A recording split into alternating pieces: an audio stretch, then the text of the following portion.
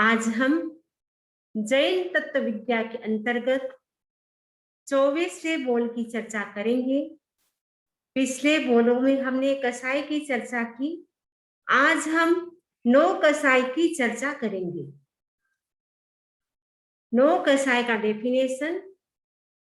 9 कसाई का मतलब क्या होता है? 9 का मतलब ये नहीं नेगेटिव सेंस में नहीं है। 9 का मतलब है सदृश, समान। और कसाय का मतलब है कसाय, यानी जो कसाय नहीं है वो 9 कसाय, ऐसा नहीं है। यहाँ 9 कसाय का मतलब है जो कसाय को उत्तेजित करता है। कसाय को उत्तेजित करने में जो सहायक है वो 9 कसाय है। अपने आप में कसाय नहीं है, लेकिन इसके माध्यम से कसाय एक्टिवेट होता है। कसाय को उत्तेजित करने में यह हेल्प करता है, इसीलिए इसका नाम है 9 कसाय। कई लोग बोलते 9 का मतलब नहीं। यहाँ 9 का मतलब है समान, तुल्य, सदृश, यानी कसाय नहीं है किंतु कसाय के सदृश है। क्यों?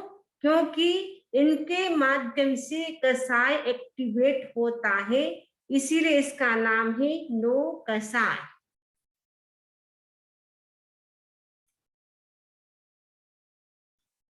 तो 9 कसाय कौन सी है? हास्य सबसे पहला है हास्य। तो हास्य 2 प्रकार का होता है, स्लाइट और लाउड। यानी स्माइल करना वो अच्छा है।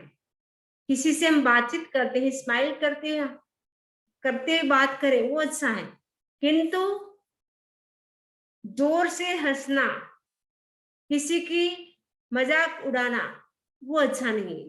अट्टहास करना वो अच्छा नहीं है, क्योंकि स्माइल हास्य करते हैं उससे कसाय उत्तेजित नहीं होता है, किंतु हम जोर से हंसते हैं उससे हमारा कसाय उत्तेजित होता है। इसीलिए हास्य को कसाय के अंतर्गत लिया गया, यानी कसाय नहीं है, लेकिन हास्य करने से कसाय पैदा होता है, कसाय एक्टिवेट होता है। एग्जाम्पल आता है शास्त्रों में कि जो द्रौपदी थी, द्रौपदी ने हंसी की थी, क्योंकि एक बार दुर्योधन पांडवों के महल में आते हैं। पांडवों ने एक महल बनाया था जिनका नाम था इंद्रप्रस्थ महल। इंद्रप्रस्थ महल में ऐसी व्यवस्था थी, जल के स्थान पर स्थल दिखाई देता था, स्थल के स्थान पर जल दिखाई देता था। दुर्योधन मिलने के लिए आता है, तो दुर्योधन चल रहा था, चलते चलते उसको लगा यह पानी है, तो अपने कपड़े ऊंचे कर लेता है, लेकिन वो पानी नहीं था, जमीन थी। आगे चलता है, उसको लगता है ये जमीन है, लेकिन वह पानी था, वो कपड़े ऊंचे नहीं करता है, और कपड़े गीले हो जाते हैं और अचानक वो फिसल जाता। आप देख रहे हैं दुर्योधन का पिक्चर, वो कैसे फिसल जाता है। उस समय द्रौपदी क्या करती है? द्रौपदी जोर से हंसती है और कहती है, अंधे का बेटा अंधा, क्योंकि धृतराष्ट्र अंधे थे, इसीलिए द्रौपदी ने एकदम जोर से उपहास किया, हंसी उड़ाई दुर्योधन की और कहा, अंधे का बेटा अंधा होता है। उपहास करने के कारण कौरव और पांडवों के बीच महाभारत खड़ा हो जाता है। महाभारत का मेन रीजन है द्रौपदी का हास्य। तो हास्य करने से भी कर्म का बंध होता है। स्माइल हास्य कर्म बंधन का कारण नहीं बनता है, लेकिन किसी का हम उपहास करते हैं, मजाक उड़ाते हैं, उससे क्या होता है? क्रोध, मान, माया, लोभ, ये जो 4 कसाय है वो एक्टिवेट होता है। इसीलिए हास्य करने से कर्म बंधन का कारण बनता है। महाभारत भी हास्य का बहुत बड़ा कारण है। और महाभारत होने से अनेक जीवों की हिंसा होती है, क्योंकि युद्ध में अनेक लोगों की मृत्यु हो जाती है, जिससे महाहिंसा होती है उस समय। तो हिंसा होने से कर्म का बंध हुआ, इसीलिए हास्य से कर्म का बंध होता है, क्योंकि हास्य से हमारा जो कषाय है वो एक्टिवेट होता है, इसीलिए हास्य को 9 कषाय के अंतर्गत लिया गया है। तो सबसे पहला है हास्य, सेकेंड है रति। रति का मतलब क्या होता है? Interest in non spiritual activities, जो आध्यात्मिक प्रवृत्ति है, जो धार्मिक क्रिया है, उसमें हमारा इंटरेस्ट न होना। किसमें इंटरेस्ट होता है? वॉचिंग, यानी टीवी देखना। टीवी देखना बहुत अच्छा लगता है, मूवी देखना अच्छा लगता है। मूवी में 3-3 घंटा टाइम पास हो जाता है तो भी व्यक्ति को पता नहीं चलता है, क्योंकि उसमें उनको एंजॉय हो रहा है, आनंद आ रहा है। गॉसिप करना यानी गप्पे मारना, कभी कभी फ्रेंड सर्कल में व्यक्ति बैठा होता है, बातचीत करते रहते हैं, गप्पे सही हो या ना हो, बस टाइम पास करने के लिए गॉसिप करते रहते हैं, उसमें व्यक्ति को आनंद आता है, इसीलिए ऐसा काम करता है।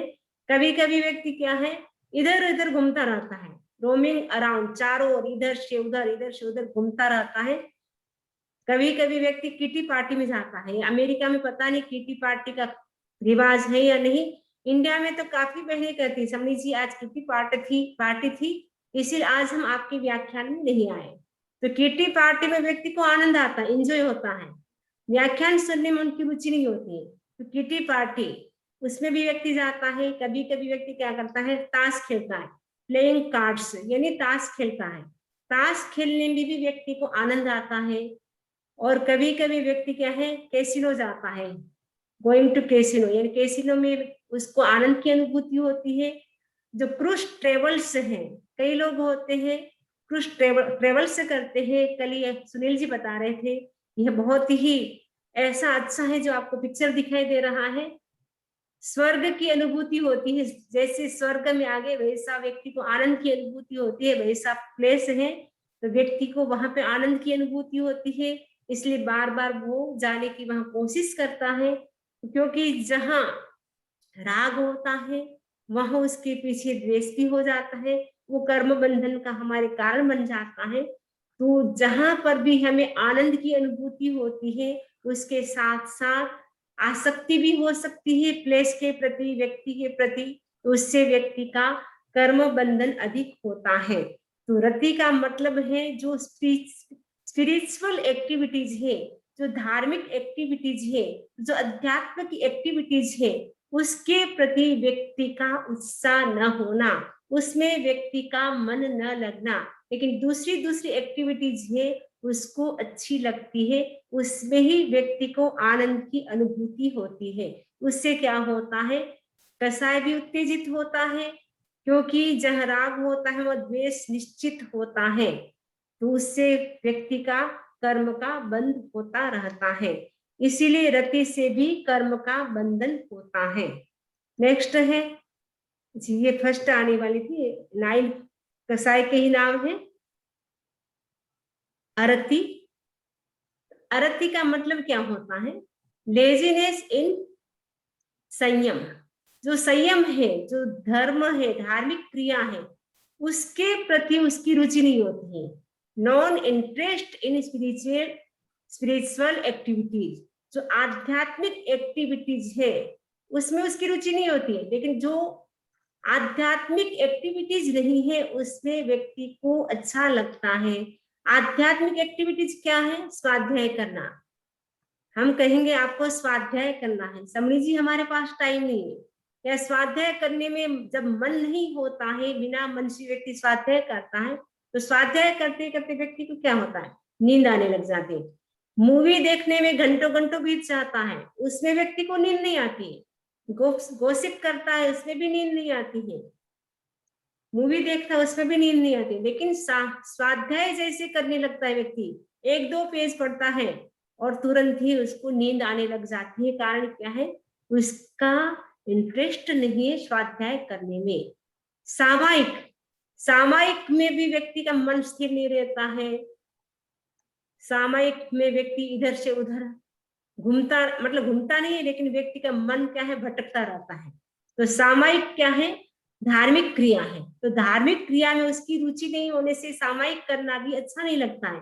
मान लो कभी कभी हमने सामायिक भी करा दी, बिना मन से सामायिक कर ली, तो टाइम पास उसका होता नहीं है, बार बार घड़ी देखता रहता है, अरे सामायिक कब आएगी, सामायिक कब आएगी। 48 मिनट की सामायिक होती है, फिर भी व्यक्ति का टाइम पास नहीं होता है। मूवी 3 घंटे की होती है, लेकिन 3 घंटे भी उसके लिए 3 मिनट जैसा लगता है, अरे अभी तो शुरू की थी, मूवी पूरी हो गई। तो सामायिक 48 मिनट की होती है, फिर भी उसका टाइम पास नहीं होता है। क्यों? क्योंकि सामायिक में उसकी रुचि नहीं है। तो जो धार्मिक क्रिया है, आध्यात्मिक क्रिया है, उसमें व्यक्ति की रुचि नहीं होती है। आरती का मतलब है धार्मिक क्रिया में, अध्यात्म की जो क्रिया है उसमें व्यक्ति का इंटरेस्ट नहीं होता है, उसे आरती कहा जाता है। तो धार्मिक क्रिया है स्वाध्याय, सामायिक, मेडिटेशन। मेडिटेशन का मतलब ध्यान करना। ध्यान करने से क्या होता है, कर्मों की निर्जरा होती है। कर्म को तोड़ने का महत्वपूर्ण साधन है मेडिटेशन। आज तक जो भी केवल ज्ञान को प्राप्त हुए हैं, जो भी केवली हुए हैं, सभी ने ध्यान किया है। 4 प्रकार का ध्यान होता है, आर्त ध्यान, रौद्र ध्यान, धर्म ध्यान और शुक्ल ध्यान। लेकिन सबसे अच्छा ध्यान है शुक्ल ध्यान। तो शुक्ल ध्यान के माध्यम से ही केवल ज्ञान की प्राप्ति होती है। तो हम शुक्ल ध्यान न कर सके तो कम से कम हम धर्म ध्यान करते रहे। धर्म ध्यान का मतलब यही होता है स्वाध्याय, सामायिक ध्यान, और जो भी धार्मिक एक्टिविटीज है वो सब का सब क्या है, धर्म के अंतर्गत आती है। आध्यात्मिक एक्टिविटीज होती है, उससे जो भी हम काम करेंगे उससे कर्मों की निजरा होगी, तो वो धर्म ध्यान हो जाएगा। लेकिन हम क्रूरता करते हैं या आर्त ध्यान करते हैं, उससे क्या होता है, पाप कर्म का बंध होता है। आर्त ध्यान तिरंज गति का कारण है, तो रौद्र ध्यान नरक गति का कारण है। धर्म ध्यान मनुष्य गति का कारण है, तो शुक्ल ध्यान मोक्ष गति का कारण है। तो मेडिटेशन हमें करना है तो कौन सा ध्यान करना है, शुक्ल ध्यान करना है। शुक्ल ध्यान का मतलब होता है हमारा जो चिंतन है वो एकदम हाईएस्ट हो जाता है, निर्मल पवित्र हो जाता है। हमारी ध्यान की धारा, हमारी जो भाव धारा है एकदम निर्मल हो जाती है, वो शुक्ल ध्यान होता है। जब तक हमारी भाव धारा, विचारों की धारा पवित्र नहीं होती है, मन इधर से उधर दौड़ता रहता है। यदि हमारा मन चंचल रहता है, हमारा मन कंसंट्रेट नहीं होता है, इसका मतलब है अभी तक हमारी विचारों की जो पवित्रता होनी चाहिए वो नहीं हो पाई है। जब विचारों की पवित्रता हो जाती है, निर्मलता हो जाती है, तब हमारा मन कंसंट्रेट हो जाता है। जब हमारा मन कंसंट्रेट होता है तब व्यक्ति ध्यान की गहराई में जा सकता है। जितना हम डीप मेडिटेशन करते हैं उतना ही हम आत्म साक्षात्कार की ओर जाते हैं। आत्म साक्षात्कार अगर हमें करना है उसके लिए हमें मेडिटेशन करना होगा। बिना मेडिटेशन हम आत्मा का साक्षात्कार नहीं कर सकते हैं। वेस्टिंग प्रेशियस टाइम, व्यक्ति क्या करता है, हमारा जो प्रेशियस यानी मूल्यवान टाइम है, प्रेशियस टाइम है, अमूल्य टाइम है, हमारा ये मनुष्य जीवन का जो समय है बहुत ही प्रेशियस है। ये टाइम ऐसा टाइम है बार बार मिलने वाला नहीं है। मनुष्य जीवन का टाइम इतना अमूल्य है, उस टाइम को यदि हमने मूवी देखने में, इधर उधर घूमने में बिता दिया तो वापस मनुष्य जन्म हमें कब मिलेगा। क्योंकि कहा जाता है, उत्तराधान सूत्र में कहा है भगवान महावीर स्वामी ने कि लगातार हम मनुष्य मात्र 7 या 8 बार बन सकते हैं। वो जरूरी नहीं कि हम कंटिन्यू बने ही, लेकिन अगर बन सकते हैं तो 7 से 8 बार ही बन सकते हैं, उससे ज्यादा नहीं बन सकते। अगर एक बार मनुष्य जन्म हमारे हाथ से चला गया तो वापस मनुष्य बनने में भी कितना समय लग जाता है। प्रज्ञापना सूत्र में कहा अनंत काल, वनस्पति काल का अंतराल हो जाता है। वनस्पति काल का मतलब होता है अनंत काल, यानी जीव वहां से वनस्पति में चला गया तो वहां अनंत अवसर पीढ़ी और उत्सर पीढ़ी के बाद वापस वह मनुष्य बन सकता है। यानी अनंत अवसर पीढ़ी उत्सर पीढ़ी उसी में, यानी वनस्पति में ही जन्म लेता है, उसी में मृत्यु को प्राप्त करता है। वापस मनुष्य बनने में अनंत काल बीत जाता है। तो ये हमें जो प्रेशियस टाइम मिला है मनुष्य जीवन का, उसे हमें क्या करना है, वेस्ट नहीं करना है। कहा गया कि मनुष्य जीवन का एक पल भी कितना अमूल्य होता है। एक पल में मनुष्य जितनी निर्जरा कर सकता है, पल्योपम सागरोपम काल में भी देवता उतनी कर्मों की निर्जरा नहीं कर सकते हैं। क्यों? क्योंकि देवता त्याग नहीं कर सकते हैं। त्याग करने की ताकत उनमें नहीं है। शक्ति बहुत है लेकिन त्याग नहीं कर सकते हैं। क्यों? क्योंकि अप्रत्याख्याना वर्ण कर्म का उदय होता है।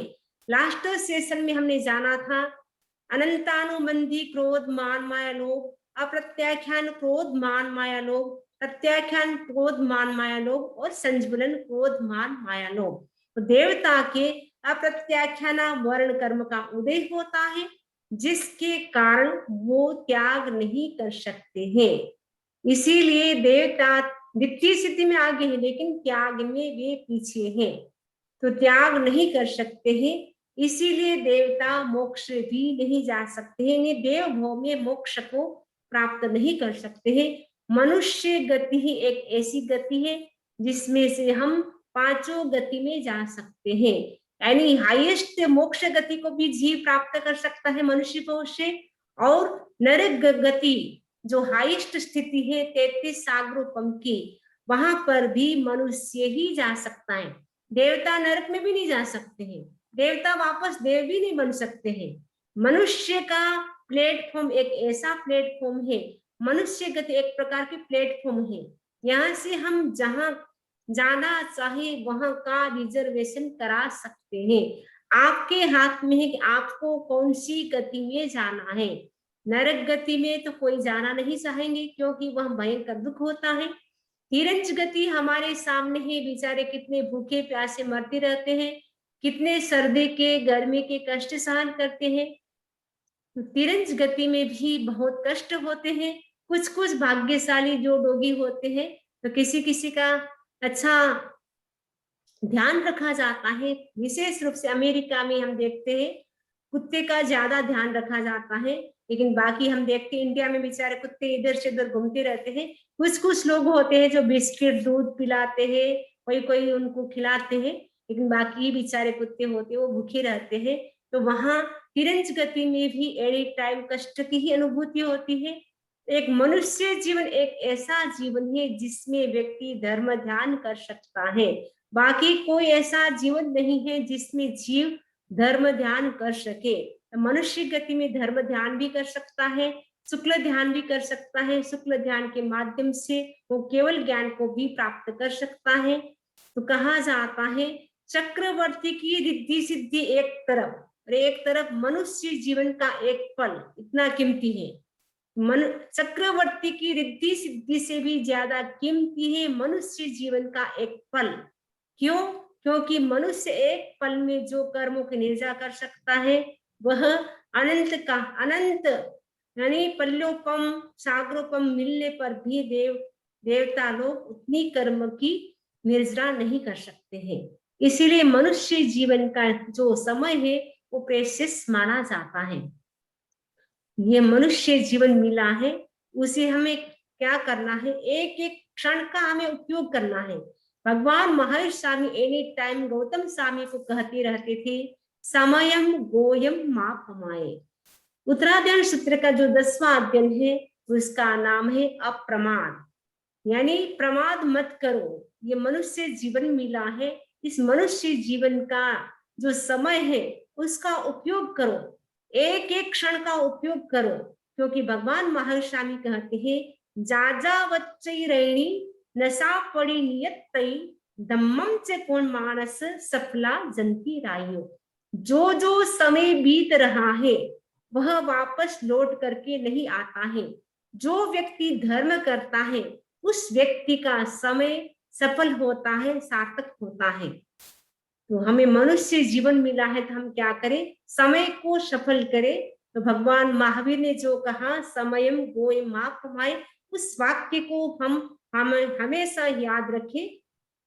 नेक्स्ट है भय यानी फियर, व्यक्ति को डर लगता है। अब भय किस चीज का होता है, तो ठाणक सूत्र है। ठाणक सूत्र में 7 प्रकार के भय बताए गए। तो 7 प्रकार के भय में सबसे पहला भय है, यहाँ पे नहीं लिखा है, लेकिन 7 प्रकार के भय में पहला भय इहलोक भय। इहलोक भय का मतलब होता है मनुष्य को मनुष्य से भय लगता है, यानी मनुष्य मनुष्य से डरता है। दूसरा है परलोक भय। परलोक भय का मतलब होता है मनुष्य है वो क्या है, तिरंज से डरता है। तीसरा है आदान भय। आदान भय का मतलब होता है मेरा कोई धन चोरी करके लेके ना जाए, मेरे धन का कोई अपहरण न कर ले, ऐसे व्यक्ति को एनी टाइम भय सताता रहता है। अकस्मात भय, अचानक ही व्यक्ति के जीवन में कोई भय आ जाता है तो व्यक्ति को भय लगता है, मतलब कोई कारण नहीं है, अपने आप ही अपने चिंतन से व्यक्ति भयभीत होता रहता है। वेदना भय, वेदना का मतलब रोग, मेरे शरीर में किसी भी प्रकार का रोग न हो जाए, रोग से व्यक्ति डरता रहता है। उसके लिए व्यक्ति क्या करता है, कई प्रकार के वो औषधि का सेवन यानी मेडिसिन का सेवन करता है, एक्सरसाइज करता है, उसके लिए करता है कि मेरे शरीर में किसी भी प्रकार का रोग ना आ जाए। सावधानी रखना अच्छा है, लेकिन हमें भयभीत नहीं होना है, क्योंकि शरीर को व्याधि मंदिरम कहा जाता है। शरीर व्याधि का घर है, हाड़ मांस का ये जो हमारा शरीर है व्याधि का मंदिर है, क्योंकि इस शरीर में कोई न कोई रोग होता रहता है। बहुत कम लोग होंगे जिनके शरीर में किसी भी प्रकार का रोग न हो। छोटे मोटे रोग औदारिक शरीर में होते रहते हैं, वैकृत शरीर में किसी भी प्रकार का रोग नहीं होता है। इवन जो योगलिक होते हैं उनके शरीर में भी रोग नहीं होता है, योगलिक शरीर में भी रोग नहीं होता। योगलिक शरीर औदारिक है, लेकिन उनकी इतनी पुण्याई होती है, पुण्याई के कारण आज ही हम जीवा जीवा बेगम में पढ़ रहे थे, जो 56 अंतर्दीप के जो योगिक होते हैं, 30 अकर्म भूमि के जो योगिक होते हैं, उनके शरीर में किसी भी प्रकार का रोग नहीं होता है। वो बहुत ही सुंदर होते हैं, सरल होते हैं, विनीत होते हैं और अति पुण्यशाली होते हैं। इसीलिए उनको सब प्रकार की फैसिलिटी मिलती है, उनको कुछ भी काम नहीं करना पड़ता है, बिना काम किए सब प्रकार की 10 प्रकार के जो वृक्ष होते हैं उनसे जो भी वो मांग करते हैं सब उनको मिल जाती है। वो भी बड़े पुण्यशाली होते हैं, उनको भी किसी का वियोग नहीं देखना पड़ता है, क्योंकि साथ में जन्म लेते हैं और साथ में ही मृत्यु को प्राप्त होते हैं, क्योंकि पहले प्रारंभ में बहन भाई होते हैं और बाद में वो पति पत्नी हो जाते हैं। एक जोड़े को जन्म देते हैं, उनका लालन पालन करते हैं 50 दिन, उसके बाद साथ में ही पति पत्नी की मृत्यु हो जाती है। इसीलिए पति को पत्नी का वियोग नहीं देखना पड़ता है, पत्नी को पति का वियोग नहीं देखना पड़ता है। अब अभी तो हम देखते हैं कभी पति की पहले मृत्यु हो जाती है, कभी पत्नी की हो जाती है, एक दूसरे को वियोग सहन करना पड़ता है। योगलिक भी बड़े भाग्यशाली होते, पुण्यशाली होते हैं, उनको उनके शरीर में किसी भी प्रकार का रोग नहीं होता है। लेकिन ये अभी जो अवसर पीढ़ी काल में हम जी रहे हैं, हम देखते हैं इस समय अनेक लोग बीमारी से ग्रस्त है, तो व्यक्ति को रोग का भी डर लगता है। सपोज अभी स्वस्थ है फिर भी फ्यूचर में लगता है कोई हमारे शरीर में डिजीज ना आ जाए, उसके लिए वो डरता रहता है। मृत्यु का सबसे बड़ा भय है डेथ, लिख रखा है, डेथ का सबसे व्यक्ति को ज्यादा भय लगता है। कहा जाता है चाहे स्वर्ग का इंद्र हो, चाहे गटर का कीड़ा हो, सबको मृत्यु का भय लगता है। कोई भी व्यक्ति मरना नहीं चाहता है, छोटा सा कीड़ा होता है वो भी मरना नहीं चाहता है, जहां है वही रहना चाहता है। स्वर्ग का जो इंद्र है, स्वर्ग के देवता है, वो भी मृत्यु पसंद नहीं करते हैं। उनको भी जब लगता है अब हमारी मृत्यु होने वाली है, 6 मंथ पहले उनको पता चल जाता है, उनकी गले की माला है वो मुरझाने लग जाती है, तब पता चल जाता है अब हमारी मृत्यु होने वाली है, तब देवता आर्त ध्यान में चले जाते हैं। यानी बहुत ही ज्यादा उनको लगता है अरे अब हमारा क्या होगा, स्वर्ग कितने सुख थे, अब हम हमारा कहाँ जन्म होगा, वो अवधि ज्ञान से देख भी लेते हैं। अब हम मनुष्य बनेंगे, ऐसे गंदे माँ के पेट में रहना पड़ेगा, 9-9 महीने तक रहना पड़ेगा। वो देख देख करके उनको बहुत ही कष्ट होता है। मृत्यु का भी व्यक्ति को भय होता है। अश्लोक यानी अपयश का भय, 7वां भय अपयश, यानी मेरी कहीं कीर्ति में कमी न हो जाए, मेरा अपयश न हो जाए। व्यक्ति को अपयश का भी भय होता है। और भी बहुत सारे कारण हैं, जैसे मिस्टेक कभी कभी हम भूल कर देते हैं, उससे भी व्यक्ति को भय लगता है। और सबसे ज्यादा भय कौन सी गति में होता है? तिरंज गति के जीवों को होता है, क्योंकि छोटे छोटे कीड़े मकोड़े, उनको भी लगता है कोई हमें मार न दे। एनी टाइम उनको एक ही भय रहता है, कोई हमें मार न दे।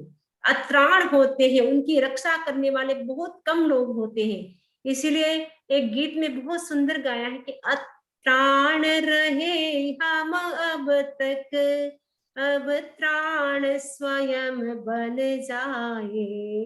अपने घर भीतर आकर हम सदा सुखी बन जाए। अत्राण, अभी तक हम अत्राण ही रहे हैं, क्योंकि एकेंद्री, द्वेंद्री, तेंद्री, चतुर्न्द्री और असंगी पंचेंद्री, ऐसे ऐसे भव हमने किए, वहां हम अत्राण ही रहे हैं, यानी हमारी रक्षा करने वाला कोई नहीं था। अभी हम जैन हैं, इसलिए हम जानते हैं कि हमारी जैसी इन छोटे छोटे जीवों में आत्मा है। इसीलिए हमारी भावना होती कि उनको बचा ले, उनको हम मारे नहीं। लेकिन जो जैन धर्म को नहीं जानते हैं, उन लोगों में क्या दया होती है, वो क्या जानते कि इनमें जीव है। कुछ कुछ लोग होंगे जिसमें दया भी हो सकती है, सब ऐसे नहीं कि जिसमें क्रूरता ही हो। लेकिन अधिकांश व्यक्ति वो सोचते कि ये इनका कोई लाइफ नहीं होता, ये तो हमें परेशान करते हैं। इसलिए व्यक्ति क्या करते हैं, जो दवाई होती है वो क्या करता है, कंट्रोल पेस्ट कराते हैं। कई लोग ऐसे कराते हैं जिससे जीव, उन जीवों की क्या हो जाती है, हिंसा हो जाती है। ये छोटे छोटे जीव होते, उनको भी मृत्यु का डर हमेशा बना रहता है। तो तिरंज गति के जीवों को हमेशा मृत्यु का भय बना रहता है, कोई हमें मार न दे, क्योंकि वो स्वयं सुरक्षा नहीं कर सकते।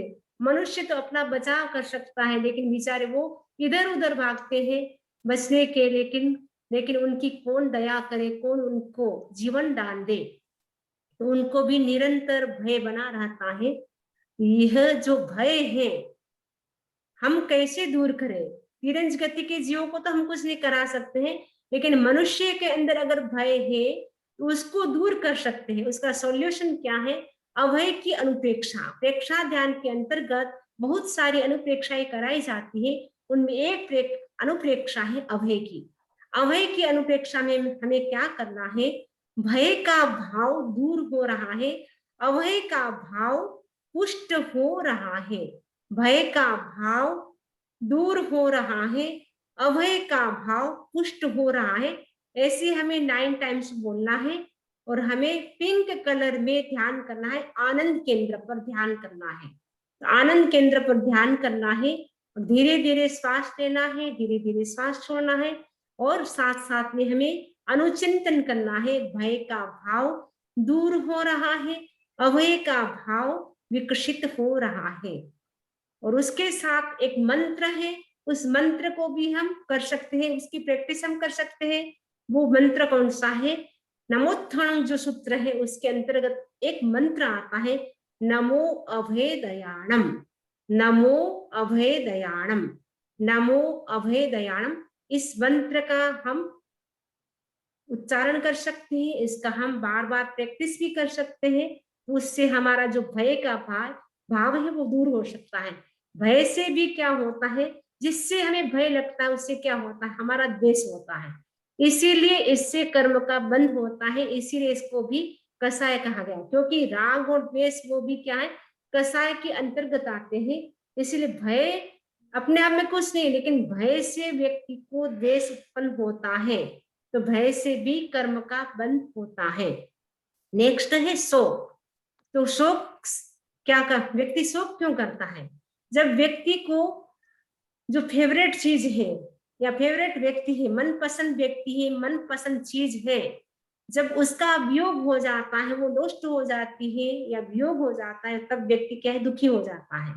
या अप्रिय वस्तु या अप्रिय व्यक्ति का जब व्यक्ति को संयोग हो जाता है, वो नहीं चाहता है वो मुझे मिले, फिर भी अप्रिय व्यक्ति या अप्रिय वस्तु जो हमें फेवरेट वस्तु नहीं है, हमें पसंद नहीं है, वैसी वस्तु मिल जाती है, व्यक्ति क्या करता है, ये मेरे से कब दूर हो, कब दूर हो, बार बार वही चिंतन करता रहता है। धीरे धीरे व्यक्ति के भीतर दुख होता है और व्यक्ति क्या करता है, आर्त ध्यान में चला जाता है। आर्त ध्यान की परिभाषा भी यही है, प्रिय वस्तु का जब वियोग होता है, अप्रिय वस्तु का जब संयोग होता है, उसको दूर करने के लिए बार बार चिंतन करना, वो आर्त ध्यान होता है। तो शोक में भी व्यक्ति क्या करता है, शोक में व्यक्ति इतना विवल हो जाता है, दुखी हो जाता है कि ये वस्तु मेरे पास कैसे, मेरी इतनी अच्छी वस्तु थी, फेवरेट वस्तु थी, वो कैसे टूट गई, मेरा अच्छा व्यक्ति था वो कैसे चला गया। क्योंकि कभी कभी प्रिय व्यक्ति की मृत्यु हो जाती है, तब व्यक्ति इतना दुखी हो जाता है। तो उससे भी क्या होता है, कर्म का बंध होता है। नेक्स्ट है जुगुप्सा। जुगुप्सा का मतलब क्या होता है, घृणा करना। तो घृणा क्यों होती है, जब व्यक्ति हमें पसंद नहीं होता है या कोई वस्तु हमें पसंद नहीं हो, तो उससे भी हमें घृणा होती है। कभी कभी किसी के शरीर से इतनी दुर्गंध आती है, पसीने की या कोई भी दांत की स्मेल आती है, तो व्यक्ति को क्या होता है, उसके प्रति घृणा आती है। तो घृणा करने से भी कर्म का बंध होता है।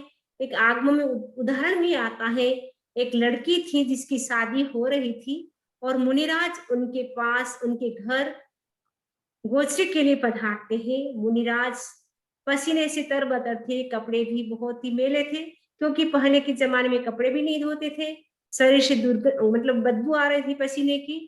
तो लड़की को लगता है कैसे मुनि है, इतने गंदे रहते हैं, कुछ भी साफ सफाई नहीं रखते, इतनी उसके प्रति घृणा करती है, जिससे निकाचित कर्म का बंध हो जाता है। और मृत्यु के बाद वापस वो लड़की बनती है कई जन्मों के बाद, उसके शरीर से भयंकर बदबू आ रही थी, भयंकर बदबू आ रही थी, इतनी स्मेल आ रही थी, कोई भी व्यक्ति उसके पास खड़ा भी नहीं रह सकता है। उसकी माँ ने भी क्या किया, जन्म के साथ इतनी बदबू आ रही थी, जिसके कारण उसको करड़ी में फेंक दिया, यानी डस्टबिन में डाल दिया लड़की को भी।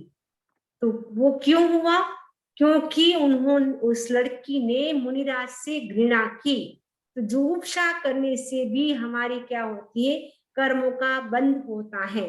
हम जुगुप्सा भी न करें। हम देखें, हम सोचे कि बेचारे व्यक्ति के असाता का उदय है, या बेचारे ने पूर्व जन्म ऐसे कोई पाप किया होगा जिसके कारण उसको ऐसा शरीर मिला है, इससे शरीर से बदबू आ रही है, इसका शरीर टेढ़ा मेढ़ा है। तो हमें क्या है, किसी से हमें घृणा नहीं करना है। नेक्स्ट है स्त्रीवेद। तो स्त्रीवेद का मतलब क्या होता है, स्त्री का क्या होता है, पुरुष के प्रति अट्रैक्शन होता है, वो होता है स्त्रीवेद। तो स्त्रियां भी कई प्रकार की होती है। तो जो प्रज्ञापना सूत्र है, जीवा जीवा विगम सूत्र है, उससे कहा गया 3 प्रकार की स्त्रियां होती है। 3 प्रकार की कौन सी, तिरंज गति की स्त्री, मनुष्य गति की स्त्री और देव गति की स्त्री, ये 3 प्रकार की स्त्री होती है। क्योंकि नरक गति में स्त्री नहीं होती, क्योंकि नरक गति के जीव होते वो केवल नपुंसक ही होते हैं। और एकेंद्रीय से लेकर के 4 इंद्रिय तक के जीव ओनली नपुंसक होते हैं।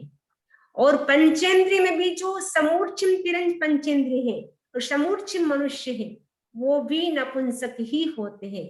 इसलिए 3 प्रकार की स्त्रियां बताई गई। तिरंज की स्त्री, जो तिरंज पंचेंद्रिय होते हैं उनकी स्त्री होती है, बाकी सभी तिरंज के नहीं होती है, वो गर्भ तिरंज की ही स्त्री होती है। तो गर्भज स्त्री, गर्भज मनुष्य की स्त्री और देवता की स्त्री। देवता यद्यपि वो गर्भज नहीं, उत्पात है, लेकिन देवता के भी वहां देवांगनाएं होती है, वो मात्र 2 देवलोक तक होती है, भवनपति, यंत्र, ज्योतिष्क और पहले और दूसरे देवलोक में ही देवांगनाएं होती, स्त्री होती है। उसके आगे सब पुरुष ही पुरुष होते हैं। फिर भी कहा गया ये जो तीनों गतियों में जो स्त्री है, तो सबसे ज्यादा कौन सी गति में स्त्री होती है, सबसे कम किसमें होती है, मनुष्य स्त्री सबसे कम होती है, क्योंकि मनुष्य संख्यात ही होते हैं, गर्भज मनुष्य संख्यात ही होते हैं। और उससे ज्यादा तिरंज गति की स्त्रियां होती हैं, क्योंकि असंख्य द्वीप समुद्र है, उसमें जलचरी जो मछलियां होती है, मगरमच्छ की पत्नियां होती है, यानी तिरंज स्त्री होती है, वो मनुष्य से ज्यादा पाई जाती है। और सबसे ज्यादा स्त्री देव गति में होती है, क्योंकि जो एक एक देव होते हैं उनके पीछे कितनी सारी देवियां होती हैं, तो हाईएस्ट जो स्त्री है वो देव गति में होती है। पुरुष वेद, पुरुष का क्या होता है, स्त्री के प्रति अट्रैक्शन होता है। स्त्री का तो पुरुष के प्रति होता है, पुरुष का स्त्री के प्रति अट्रैक्शन होता है। और पुरुष भी तीन प्रकार के कहे गए, तिरंज पुरुष, मनुष्य पुरुष और देव पुरुष। यानी देव गति में पुरुष होते हैं, तिरंज गति में भी पुरुष होते हैं और मनुष्य गति में भी पुरुष होते हैं। तो तीन प्रकार के पुरुष होते हैं। तो पुरुष वेद का मतलब होता है स्त्री, पुरुष का स्त्री के प्रति अट्रैक्शन। नेक्स्ट है नपुंसक वेद, ये सबसे लास्ट है नपुंसक वेद। नपुंसक वेद में क्या होता है, दोनों के प्रति अट्रैक्शन होता है, मेन के प्रति भी होता है और वुमेन के प्रति भी होता है, दोनों के प्रति अट्रैक्शन होता है।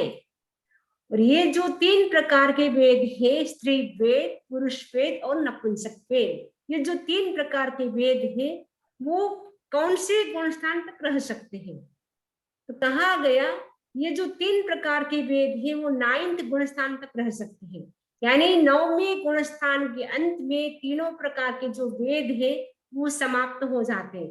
वेद का मतलब विकार, लिंग तो 14वें गुण स्थान तक रहता है, लेकिन जो विकार है व्यक्ति के भीतर वो 9वें गुण स्थान के अंत में समाप्त हो जाता है। वेद का मतलब है विकार, विकार की जो भावना है वो 9वें गुण स्थान के अंत में समाप्त हो जाती है।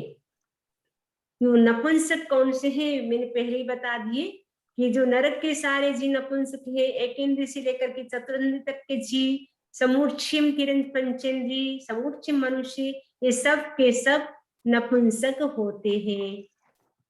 तो ये नपुंसक भी, ये जो स्त्री वेद, पुरुष वेद, नपुंसक वेद, ये सारे क्या है, मोहनीय कर्म की प्रवृत्तियां हैं। यानी मोहनीय कर्म का सारा परिवार, ये जो कसाय है, 16 कसाय, 9 कसाय, वो सब मोहनीय कर्म के अंतर्गत आते हैं।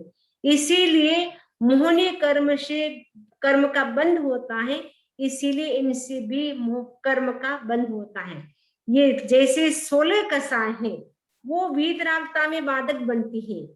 अनंतानुबंधी, क्रोध, मान, माया, लोभ की जो हमने चर्चा की थी, वो 16 प्रकार के कसाय की हमने पिछले सेशन में जो चर्चा की थी, वो जैसे वीतरागता में बाधक बनती है, यानी जब तक वो कसाय रहती है तब तक व्यक्ति वीतराग नहीं बन सकता है, वैसे ही ये जो 9 कसाय है यह भी वीतरागता में बाधक बनती है। यानी जब तक ये 9 कसाय रहती है तब तक व्यक्ति वीतराग दशा को प्राप्त नहीं कर सकता है।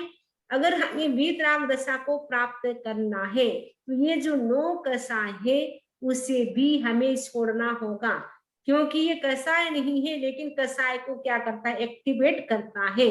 इसीलिए उससे भी कर्म का बंध होता है, जिससे हम राग द्वेष में चले जाते हैं। राग द्वेष के कारण संसार का चक्र वापस शुरू हो जाता है।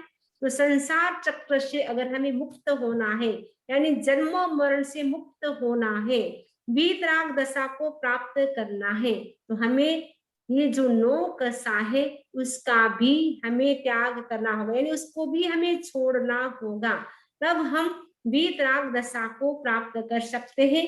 क्योंकि हम सभी का लक्ष्य क्या है, हमारा सबका गोल क्या है, मोक्ष।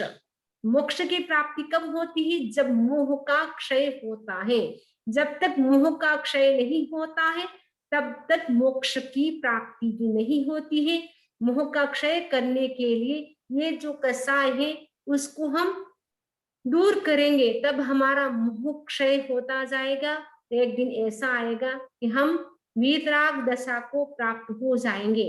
वीतराग दशा को प्राप्त करने के लिए हमारे भीतर ये जो कसाय है, अनंत काल से जो कसाय हमारे अंदर विद्यमान है, उन कसायों को हम कम कैसे करें, उसकी हम साधना करते रहे। तो एक दिन ऐसा आएगा, साधना करते करते हम कषाय से मुक्त हो जाएंगे, वीतराग दशा को प्राप्त होंगे और हम जो हमारा लक्ष्य मोक्ष है, मोक्ष को प्राप्त कर पाएंगे।